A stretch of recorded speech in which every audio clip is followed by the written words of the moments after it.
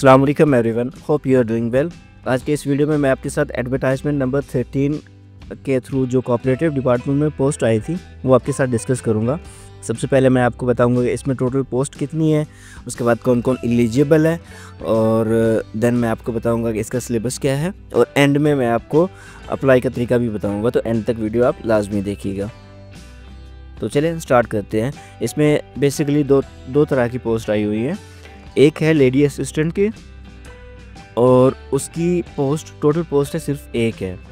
और उसके बाद सीरियल नंबर 148 के थ्रू हमारे पास असिस्टेंट की टोटल पोस्ट है 29, और इसमें कोई भी अप्लाई कर सकता है, मेल, फीमेल और ट्रांसजेंडर। जो ऊपर वाली पोस्ट है उसमें सिर्फ फीमेल अप्लाई कर सकती थी, और इसमें कोई भी अप्लाई कर सकता है। इन दोनों पोस्ट की बाकी सारी क्वालिफिकेशंस और बाकी सारी डिटेल्स सेम है, तो इसलिए मैं जस्ट असिस्टेंट को डिस्कस करूंगा। तो इसकी टोटल पोस्ट मैंने आपको बता दी है 29 है।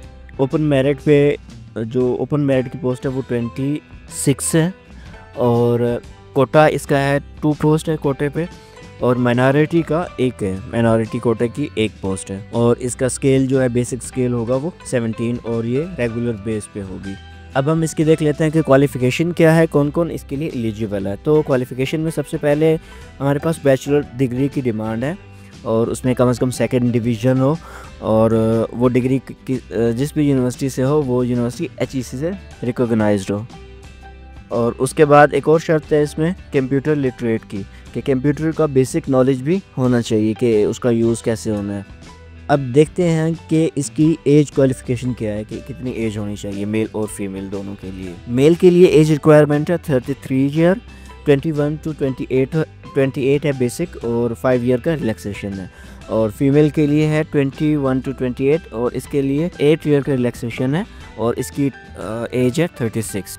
उसके बाद हम देख लेते हैं कि इसके लिए बाकी क्या चीज़ें रिक्वायर्ड हैं। अब जेंडर में कोई भी जेंडर अप्लाई कर सकता है, मेल, फीमेल और ट्रांसजेंडर। डोमिसाइल पंजाब का हो, और इसकी प्लेस ऑफ पोस्टिंग पंजाब में किसी भी डिस्ट्रिक्ट में हो सकती है। अब मैं आपके साथ इसका सिलेबस डिस्कस करने लगा हूँ। PPSC के थ्रू 17 ग्रेड की पहले जितनी भी पोस्ट होती थी उसमें मोस्टली 1 पेपर होता था, MCQs टाइप होता था, बट अब से थोड़ा सा ट्रेंड चेंज हो गया। इस पोस्ट के लिए भी सेम वही है कि इसमें अब टोटल 400 मार्क्स का आपका टेस्ट होगा। इसमें टोटल 4 सब्जेक्ट्स होंगे, और उसको डिवाइड कैसे किया गया है ये अभी देख लेते हैं। सबसे पहला हमारे पास जो टेस्ट होगा वो होगा 100 मार्क्स का, इंग्लिश एसे एंड कंपोजिशन है। और उसके बाद है उर्दू एसे एंड कंपोजिशन, ये भी 100 मार्क्स का है। एंड देन हमारे पास MCQs टेस्ट है, उसमें हमारे पास Pakistan studies, Islamic studies, general knowledge and computer literacy included है। इसका भी 100 मार्क्स का MCQs पेपर होगा। उसके बाद 100 मार्क्स का हमारे पास होगा history of cooperative movement and cooperative today, ये भी 100 मार्क्स का, इसका भी MCQs टेस्ट होगा। इन सब के बाद आपका साइकोलॉजिकल टेस्ट होगा, और जिसे वाइवा कहते हैं या इंटरव्यू कहते हैं, तो वो 200 मार्क्स का होगा। ये सब रिटन टेस्ट पास करने के बाद एंड में वो आपसे लिया जाएगा। अब कुछ और इम्पॉर्टेंट चीज़ें इसमें हैं वो मैं आपके साथ डिस्कस कर लेता हूँ, उसके बाद मैं फर्दर आगे चलूँगा और आपको अप्लाई का तरीका भी बताऊँगा। उसमें सबसे पहले ये है कि a candidate must obtain 40% marks in each paper, means के हर पेपर में 40% मार्क्स लेना लाजमी है, और ओवरऑल जो क्राइटेरिया हो वो 50% हो, कि 400 में से 200 मार्क्स अगर ले लें तो वो इंटरव्यू के लिए एलिजिबल होगा। एक और इम्पॉर्टेंट चीज़ है वो ये है कि इसमें नेगेटिव मार्किंग भी होगी। FPSC के जो पेपर्स होते हैं उसमें नहीं होती, बट PPSC के जितने भी पेपर्स हैं उसमें 0.25 मार्क्स की नेगेटिव मार्किंग होती है, कि एक अगर आपकी MCQs गलत हो गई है तो आपका 0.25 मार्क्स आपके कट हो जाएंगे, मीन्स के 4 MCQs का 1 मार्क्स आपका डिडक्ट हो जाएगा। और लास्ट में है कि अगर आप अप्लाई करते हुए जब एक बार आप सिलेक्ट कर लेंगे तो आप उसको चेंज नहीं कर सकते, तो आपने सेंटर ध्यान से सिलेक्ट करना है। और लास्ट में मैं आपके साथ डिस्कस कर लूँ कि इसकी जो क्लोजिंग डेट है एप्लीकेशन सबमिशन की वो 17 अप्रैल है, तो 17 अप्रैल से पहले आप अप्लाई कर लीजिएगा।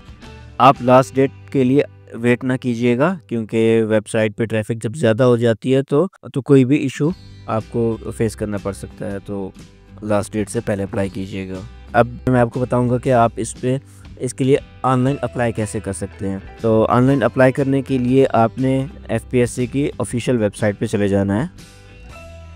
गूगल पे जाके आप एफपीएससी सर्च करेंगे तो टॉप पे ही उसकी ऑफिशियल वेबसाइट आ जाएगी। जैसे आप उस पर क्लिक करेंगे तो आपके पास ये पेज ओपन होके आ जाएगा और इसमें डिफरेंट ऑप्शंस आ रहे हैं, बट आप डायरेक्ट चले जाएं अप्लाई ऑनलाइन का जो ऑप्शन आ रहा है इस पर आपने क्लिक करना है। जैसे आप इस पर क्लिक करेंगे तो आपके पास कुछ इंपॉर्टेंट नोट्स आ जाएंगे, आप इसको रीड कर लीजिएगा। अगर रीड नहीं भी करना तो आप कर लें। I have read and understood this, इस पर आप चेक कर लें, इसको क्लिक कर लें। देन आपके पास आगे पोस्ट आ जाएंगी, उनमें से आपने सिलेक्ट करनी होगी। इस पर क्लिक करने के बाद आप जैसे ही नीचे स्क्रॉल करेंगे तो आपके पास ये डिफरेंट ऑप्शंस आ रहे होंगे। अगर आप थोड़ा सा वीडियो लेट देख रहे हैं तो मे बी आपके पास ऑप्शंस कुछ ज़्यादा हों। मेरे पास यहाँ पर फर्स्ट और सेकंड नंबर पे ही ये पोस्ट आ रही है असिस्टेंट की। आपके पास में भी थोड़ा नीचे हो तो आप उसको स्क्रॉल कर लीजिएगा। ये टॉप पे ही मेरे पास ऑप्शन आ रहा है लेडी असिस्टेंट का और उसके नीचे आ रहा है असिस्टेंट रजिस्ट्रार का। अगर आप फीमेल हैं तो आप दोनों पे अप्लाई कर लें कि अगर आपका लेडी असिस्टेंट में आपकी सिलेक्शन हो गई तो आप उसमें हो जाएगा आपका, अदरवाइज़ ओपन मेरिट पे जो सीट्स हैं उसमें आप एलिजिबल हो जाएंगे। और इस पोस्ट की जो फ़ीस है वो है 1000 रुपीज़ और इसकी लास्ट डेट भी मैंने आपसे डिस्कस कर ली है और यहाँ पर भी मेंशन है 17 अप्रैल। आपने जिस भी पोस्ट के लिए अप्लाई करना है आपने उस पर क्लिक कर लेना है। मैं असिस्टेंट रजिस्ट्रार के लिए अप्लाई कर रहा हूँ तो मैं उस पर क्लिक करता हूँ। जैसे मैंने इस पर क्लिक किया तो मेरे पास इसकी बाकी डिटेल्स आ रही हैं। अगर आप इसको रीड करना चाहें तो कर ले। ये वही डिटेल्स हैं जो मैंने पीछे आपसे डिस्कस किया है, क्वालिफ़िकेशंस और ये सब चीज़ें। तो आप इसको रीड कर लें तो आपकी मर्ज़ी, अदरवाइज़ आप इसको नीचे स्क्रॉल करें और प्रोसीड के ऑप्शन पे क्लिक कर देना है। जैसे आप उस पर क्लिक करेंगे तो आपके पास अगेन यहाँ पर कुछ डिटेल आ रही है, आप उसको रीड करना चाहें तो रीड कर लें, otherwise I confirm that I have read, इस पर आप चेक कर लें। इसको चेक करने के बाद अप्लाई ऑनलाइन का ऑप्शन है, आप उस पर क्लिक करें। जैसे ही आप उस पर क्लिक करेंगे तो आपके पास नेक्स्ट पेज ओपन होके आ जाएगा। इसमें आपने अपना CNIC नंबर विद डैशेस और सेकंड पे विदाउट डैशेस पुट करना है। जैसे आप यहाँ पर अपना CNIC पुट करेंगे तो उसके बाद आपके पास नीचे जो ऑप्शन आ रहा है प्रोसीड पे, आपने उस पर क्लिक करना है। जैसे ही आप प्रोसीड के ऑप्शन पे क्लिक करेंगे तो आपके पास नेक्स्ट पेज ओपन होके आ जाएगा। उसमें आपने अपना ईमेल पुट करना है और उसके बाद आपने अपना फ़ोन नंबर पुट करना है। अपना ईमेल और फ़ोन नंबर पुट करने के बाद आप प्रोसीड के ऑप्शन पे क्लिक कर दें। जैसे आप उस पर क्लिक करेंगे तो आपके पास दोबारा वही पेज ओपन होके आ जाएगा, बट उसमें क्या होगा कि आपने वेरीफाई करना है कि मेरा ईमेल और कॉन्टैक्ट नंबर ये बिल्कुल करेक्ट है। जैसे ही आप वेरीफाई पे क्लिक करेंगे तो आपके पास नेक्स्ट पेज ओपन होके आ जाएगा। इसमें आपने अपनी बेसिक जो इन्फॉर्मेशन है वो आपने यहाँ पर पुट करनी है। उसमें सबसे पहले जेंडर है कि आपकी जेंडर कौन सी है, डेट ऑफ बर्थ आपने सेलेक्ट करनी है और आपने सेलेक्ट करना है कि अगर आप गवर्नमेंट एम्प्लॉयज़ हैं तो आप येस सेलेक्ट करें, अदरवाइज़ नो। और देन नीचे ऑप्शन है आपके पास, अगर आप कोटे पे अप्लाई कर रहे हैं तो स्पेशल पर्सन है तो आप येस करें, अदरवाइज़ इसको भी नो कर दें। अगर आप आर्मी पर्सन हैं, रिटायर्ड हैं तो आपने येस सेलेक्ट करना है, अदरवाइज़ इसको भी नो सेलेक्ट करके आपने प्रोसीड पे क्लिक कर देना है। जैसे ही प्रोसीड पे क्लिक करेंगे तो आपके पास नेक्स्ट आ जाएगा आपकी पर्सनल इन्फॉर्मेशन। उसमें अपना नेम लिखना है आपने कि आपका फुल नेम क्या है जो CNIC पे लिखा हो। अपना रिलीजन सेलेक्ट करना है और नेम ऑफ़ रिलीजन क्या है वो सिलेक्ट करना है। अगर आप मुस्लिम सेलेक्ट करेंगे तो name of religion automatically fill हो जाएगा। और उसके बाद आपने CNIC की डेट ऑफ एक्सपायरी डेट आपने यहाँ पर पुट करनी है और पोस्टल एड्रेस आपने देना है। आपका फ़ोन नंबर आपने दोबारा फ़ोन नंबर यहाँ पर अपना पुट करना है और उसके बाद फादर नेम और डोमिसाइल आपने सेलेक्ट करना है कि आपका डोमिसाइल कौन से प्रोविंस का है। और उसके बाद ऑप्शन आ रहा है कि अपना मैरिटल स्टेटस आपने सेलेक्ट करना है कि आप सिंगल हैं या मैरिड हैं। अगर आप सिंगल सेलेक्ट कर लेंगे तो आपको नीचे वाले ऑप्शन सेलेक्ट नहीं करने पड़ेंगे। उसमें है हमारे पास नेम ऑफ़ स्पाउस लिखना है। उसके बाद आपके पास ऑप्शन आ रहा है कि आपका कोई रिलेटिव ऐसा है जो PPSC में जॉब करता हो, PPSC में एम्प्लॉयड हो। अगर है तो आप येस करें, अदरवाइज़ इसको नो सेलेक्ट कर लें।